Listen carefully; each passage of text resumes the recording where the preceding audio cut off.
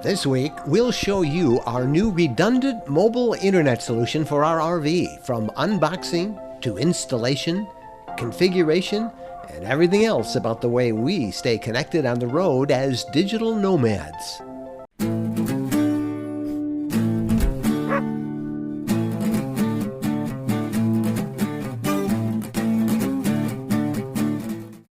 Here it is. This is the solid RF cell phone booster. It comes, and I like this, in a nice hard plastic case. Everything is in here. All right, so let's open it up and do a little unboxing of it. Nice and padded. See this? It's got some pads. So we open it up. Here is the antenna. This thing is about 16 inches. This is that trucker antenna style that we have seen. Has about a 1 foot piece of coax cable. So we'll put that aside. And this is the solid RF inside antenna, the main inside. There's a power connector here and places for the antennas to connect. So we'll put that aside. Here's all the plugs. There's a cigarette adapter or a DC plug that you can use. There's lengths of coax. This is one length. You can see it's not really thick and heavy coax, so it's easy to get in. There's another hunk of coax. More coax. These are little mounts for you to secure the cabling and to tie things together. This is the secondary inside antenna. This little flat one. It will connect to one of these hunks of coax, and you'll put this in the back of the coach.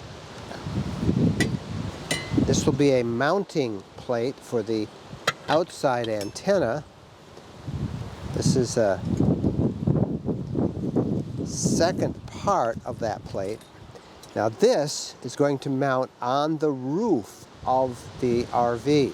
There'll be some special adhesive that we will take, and then this mounting kit will fit on it in a certain way for the antenna. So this will mount the actual RF amplifier outside. And let me bring that out so you can see what it looks like. Here it is. This is the solid RF amplifier, a 5-band single booster. So this is pretty cool. This will mount right in here, like so. This will be already fastened on the roof with adhesive. We'll run this antenna, which is attached with that thing. We'll run this antenna. It will plug into one of these connectors, and then we'll run the other connector inside to hook up with this one. Now comes the installation, and for me it meant a trip to the hardware store to get an adhesive that will attach the amplifier plate to the roof of our RV. The folks at Solid RF recommended a product called Fuse It. Then, back home, I grabbed my 8-foot ladder and headed up to the roof. Using a rag damp with rubbing alcohol, I cleaned the area where I will mount the amplifier and the bottom of the plate, which it will attach to. I liberally applied Fuse It to that plate and, as instructed, left it to set. Okay, it's on. It's in the right position now, and we're going to let it sit, and it's just going to stay here for 24 hours, and we'll see how well that firms up, and then we'll mount the actual amplifier right out here.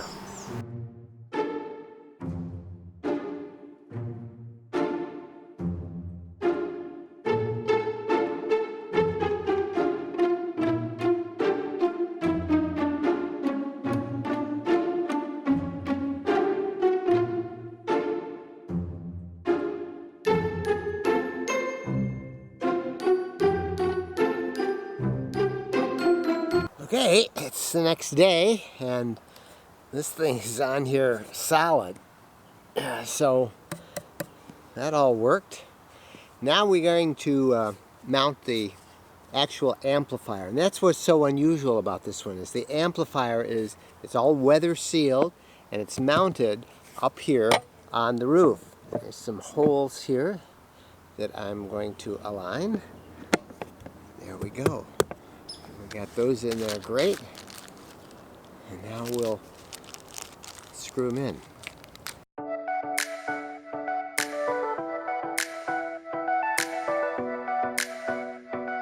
All right, that seemed to work. That's nice and tight in there. Now we'll mount the antenna.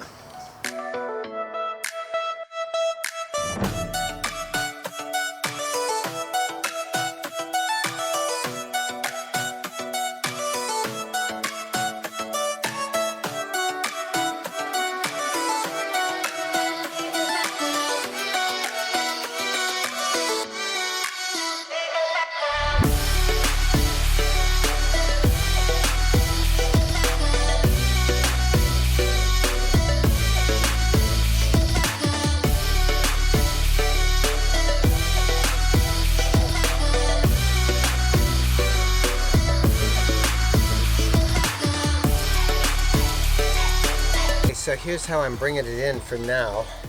They provide these little clips here, which have double stick tape on both sides, which will keep the antenna line in. I'll figure a way to dress it up a little bit better later. Okay, we're inside the RV now, and you saw the outside antenna and how it plugged into the amplifier up there on the roof. Well, here is the inside antenna. Now, I've gone ahead already and I've plugged in an AC adapter. They also come with a 12-volt adapter, but I've plugged that in. You can see the green light is on right there. And then right next to it is the other end of the amplifier up there, that second cord, you know, for the outside antenna lead, and that's where that is. So now, this antenna should be working. And this has to be 4 feet, at least 4 feet, directly underneath that antenna, which means pretty much just a little bit behind where I'm standing right now. Here's something you need to know. Most cell boosters have trouble working with smaller Class C and Class B RVs because the outside and inside antennas need to be a certain distance apart to avoid something called self-oscillation, which ruins their efficiency.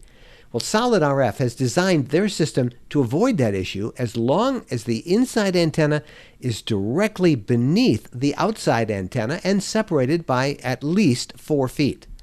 So before finalizing my installation and neatly hiding the wires and mounting the antennas, let's see how well it works.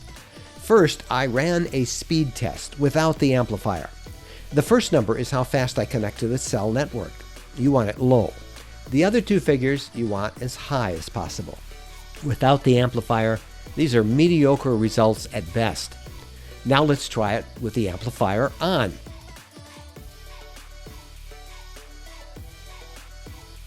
There's an immediate and rather significant improvement. Just to be sure, I ran another test at another location where the Verizon network I used was pretty weak. Here's without, not so good. Here's with the amplifier. Very good. Bottom line, this Solid RF system works very well with our Verizon Jetpack and also with our smartphones and tablets. Seems to do an outstanding job. I think I'll keep it.